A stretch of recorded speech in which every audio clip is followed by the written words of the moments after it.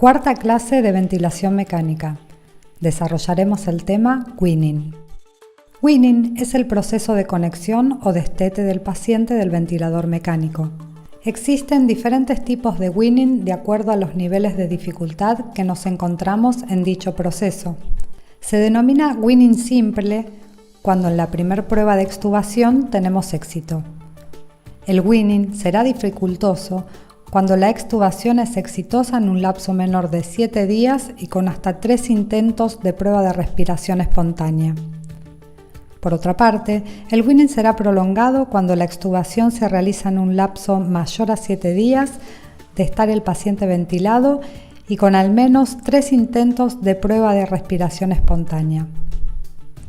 Existen diferentes estrategias que se pueden utilizar para reducir la duración de la ventilación mecánica, como por ejemplo, en los casos de pacientes que presenten síndrome de dificultad respiratoria aguda, disminuir el volumen tidal a 6 ml por kilo, reducir los fármacos sedantes, interrumpir diariamente la sedación, movilizar tempranamente al paciente, minimizar aportes de líquidos parenterales en pacientes con daño pulmonar agudo y utilizar las estrategias de prevención de neumonías asociadas a la ventilación mecánica. Antes de realizar la prueba de respiración espontánea, debemos evaluar al paciente para valorar si está en condiciones progresivas de weaning. En el diagrama de flujo podemos ver cuáles serán nuestras alternativas de acuerdo a las respuestas que obtengamos del paciente en cada paso. Tras la evaluación holística de la situación del paciente, sabremos si el paciente está preparado o no. Si el paciente no está preparado, continuaremos con la ventilación mecánica. Si el paciente está listo, iniciaremos la prueba de respiración espontánea colocando el tubo en T con las medidas de prevención correspondientes, observando su tolerancia en un lapso de entre 30 a 120 minutos. Si el paciente presenta alguna dificultad en la adaptación como taquipnea, deterioro gasométrico, disconfort, etc., se reanuda la ventilación mecánica. En caso de que el paciente responda exitosamente, valoraremos la vía aérea en aspectos tales como la cantidad y características de sus secreciones, posibilidad o imposibilidad de toser, etc., y el nivel de conciencia del paciente, ya que si está muy sedado es muy probable que el proceso fracase. Si es inadecuada, reanudaremos el proceso de ventilación mecánica. Si por el contrario la evaluación es adecuada, se procederá a la extubación del paciente. Para llevar a cabo el weaning se deben seguir determinados procedimientos de manera secuencial y concatenada. Primero debemos disminuir progresivamente la concentración de oxígeno. Si el paciente se maneja con una FiO2 mayor al 50% y una saturación por encima del 95%, nuestro objetivo será disminuir la concentración de oxígeno, logrando que nuestro paciente sature un porcentaje mayor o igual a 94, si se trata de un paciente posoperatorio con isquemia cardíaca o del sistema nervioso central, y mayor o igual al 92% para el resto de los pacientes. Si no podemos bajar la FiO2 en concentraciones menores al 70%, el médico deberá valorar la posibilidad de aumentar la PIP. El segundo paso consiste en la valoración del paciente para llevar adelante el proceso de weaning.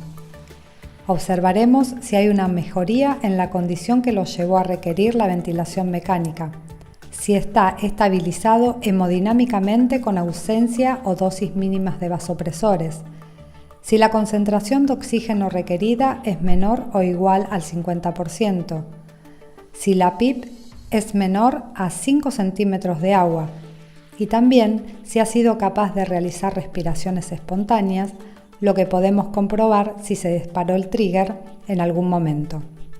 Si el paciente pasa positivamente la valoración inicial, procederemos a realizar la prueba de respiración espontánea. Le avisamos al paciente lo que vamos a hacer. Acomodamos al paciente en posición semisentado. Para reducir el riesgo de aerolización, se realizará la prueba con el paciente conectado en ARM, en CPAP, presión soporte ventilatoria o cualquier otra modalidad de mínimo soporte, de modo de evitar al máximo la utilización del tubo en T. Si no fuera posible evitarlo, la prueba deberá realizarse con un filtro de humidificación en el extremo libre del tubo en T. En el cuadro se resumen los pasos tratados hasta el momento. Evaluaremos la evolución del paciente durante un mínimo de 30 minutos y un máximo de 120. Debemos entonces monitorizar y valorar tolerancia a la prueba de la respiración espontánea, comprobando que la frecuencia respiratoria sea normal, la FiO2 sea menor al 50%, que la saturación de oxígeno sea superior al 90%, que el paciente presente una frecuencia cardíaca y una tensión arterial normal, que los resultados de gases en sangre estén dentro de rangos normales, que el paciente no presente síntomas tales como agitación, ansiedad, diaforesis o dolor torácico, que presente un nivel de conciencia óptimo y que a través de la valoración de la vía aérea constatemos si mantiene un reflejo de tos satisfactorio, el nivel de secreciones que maneja, si requiere una aspiración en 3 horas con tubo en T o más cantidad de aspiraciones. Valoraremos la integridad de la vía aérea superior antes de retirar el tubo en T, realizando la prueba de fuga de neumotaponamiento, desinsuflándolo y teniendo en cuenta de que si hay fuga a través de la boca, entonces el paciente no presenta edema de glotis. En caso de fracaso de la prueba de respiración espontánea, el paciente vuelve a ARM.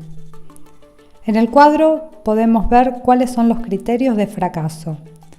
Cuando se presenta un inadecuado intercambio gaseoso detectable a través de la saturación y gases en sangre. Cuando se advierta inestabilidad ventilatoria y del patrón ventilatorio, por alteraciones en la frecuencia respiratoria o al incremento de la concentración de oxígeno requeridos. Si el paciente presenta inestabilidad hemodinámica, constatable en alteraciones del ritmo y la frecuencia cardíaca, de la concentración de oxígeno requerida y de la necesidad de vasopresores. También cuando se presentan cambios en el estado mental o nivel de conciencia, tales como somnolencia, ansiedad, etc. O cuando se observe la aparición de signos que indican un aumento del trabajo respiratorio, como disnea, aleteo nasal, respiración paradójica u otro. Si el paciente tuvo éxito en la prueba de respiración espontánea, procederemos a la extubación. Se colocará una sonda nasogástrica a bolsa 2 horas antes. Monitorizaremos continuamente al paciente. Prepararemos una máscara con reservorio con la misma FiO2 que estaba manejando. Le explicaremos al paciente lo que le vamos a hacer. Aspiraremos tubo traqueal y orofaringe. Colocaremos al paciente en posición Fowler y le solicitaremos que inhale de manera prolongada en el momento de desinflar el balón. Retiraremos el tubo cuidadosamente, pero con una maniobra rápida. Una vez extubado, se contraindica la utilización de BNI o cualquier otro método de prevención de falla en la extubación. Colocaremos inmediatamente la máscara de oxígeno con reservorio y un barbijo quirúrgico sobre ella, tal y como se muestra en la imagen. Valoraremos durante los siguientes 30 minutos signos y síntomas de alerta. Le solicitaremos al paciente que realice respiraciones profundas y que tosa para que movilice adecuadamente las secreciones.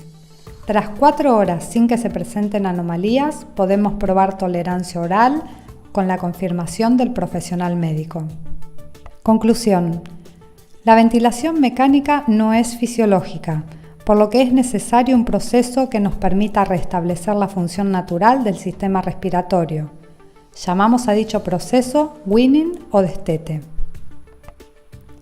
El proceso de weaning de la ventilación mecánica consiste en la ejecución escalonada de ciertos pasos para retirar gradualmente la ventilación mecánica hasta que el paciente sea capaz por sí solo de reasumir totalmente la ventilación espontánea. Este proceso tiene como objetivo final recuperar la ventilación espontánea del paciente. A partir de una valoración global del paciente y siguiendo una serie de criterios metodológicos, el proceso tendrá grandes posibilidades de éxito. Los cuidados de enfermería son un punto clave a la hora del éxito en el proceso y de minimizar los casos de reintubación, ya que enfermería tiene un papel fundamental realizando los cuidados oportunos y adecuados al paciente para una retirada del respirador satisfactoria. La enfermera realiza las valoraciones diarias y reconoce el momento idóneo para iniciar el destete, dando soporte asistencial durante todo el proceso, tanto al equipo médico como al paciente.